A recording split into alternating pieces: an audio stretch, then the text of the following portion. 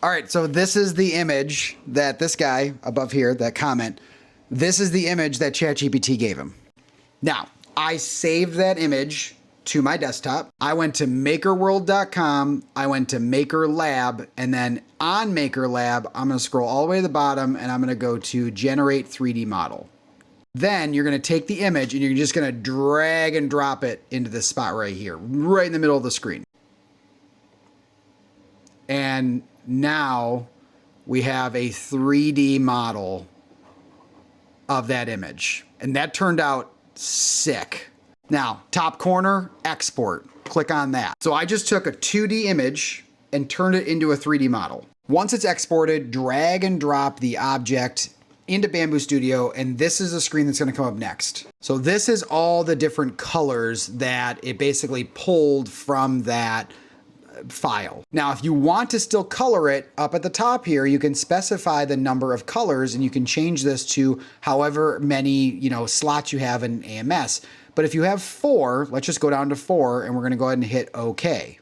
And just like that, this is now chopped down basically into only 4 colors. Now, you're also gonna notice though that the hands are kind of below the waist and it's pretty much floating right now. So if I was going to print this, I would probably split this into 2 prints by cutting it in half. Now, I would do that by simply using the slice tool right up here, or the cut tool, I'm sorry. And then from there, I would just kind of rotate this around so that the tool would be either right down the middle this way, or I'm thinking more like this way. And now I can adjust this back and forth wherever I want it, which I would say probably right there in the middle. And then I'm going to go ahead and add connectors to this. And I'm gonna say, let's just say probably dowels. And all I gotta do is kind of choose where we want those dowels. Now, ratio, like the depth and size, those do matter. So let's say we're gonna go with, I'm gonna say 7 millimeters and 3 millimeters deep. So we'll say one right there and one right there.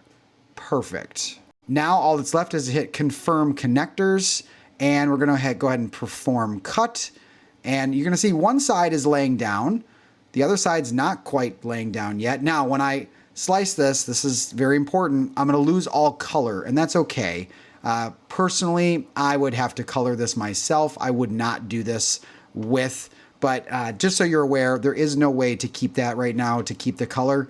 But that's, again, okay. I would prefer it this way because it's gonna make the print go a lot faster. This is why I have my acrylic markers. So now I'm going to use my lay on face feature, which is going to be right at the top of the screen here. So lay on face, and I'm going to click on the back here, and it's going to go ahead and lay that piece down, and I can position this. Now, actually what I can do is, if I'm not sure like if I'm positioning these correctly, if I just come over here and click this button right here, it's going to go ahead and reorientate those in the best way possible. Now, the other thing too to keep in mind is that these hands are still gonna need some kind of supports because, well, they're just kind of out there in the, just hanging out there in, 0 gravity. So on this side of the screen, I am gonna come over here, I'm gonna click global, and I'm gonna go back to supports, and I'm gonna go ahead and enable supports.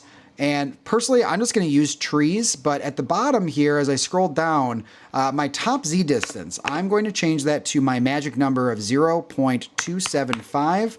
I'm gonna do the same on the bottom here, 0.275. And I'm going to make sure that the top interface spacing is set to 0.1. So 0.1, 0.275, 0.275. Now, let's go ahead and click Slice Plate.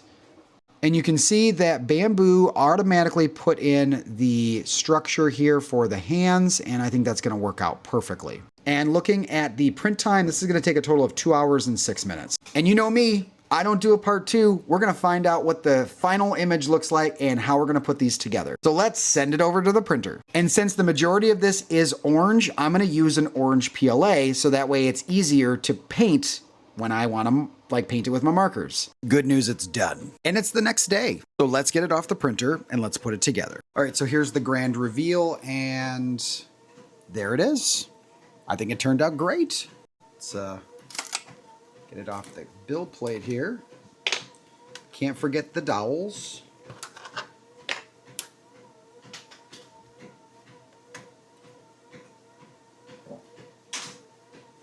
Now for the supports, one already fell off, but they pull right off based off of my amazing settings that I put in there. We also have to take out the little dowel inserts. Easiest way to do that is to use some handy dandy tools here and just kind of stick them right through the middle. And they pop right out. And there we are. Just need to put some glue.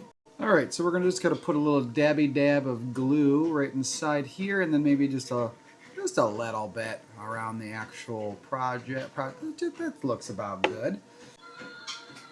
And there we go. Your 3D model is complete. Now, if you want to give it the full treatment, I'm not priming this, I'm not doing anything, I'm just using some acrylic markers here, and I'm going to paint the face mask on this so you guys can see that printing in one solid color and then painting it afterwards can look pretty sick. And 2 acrylic markers later, we have a face. How does it look? I hope this video helps somebody bring their 3D ChatGPT creations to life on their 3D printer. And if you stayed to the end, I can't thank you enough. Make sure you like, subscribe, comment, something over here to help this video grow. And as always, I appreciate you guys.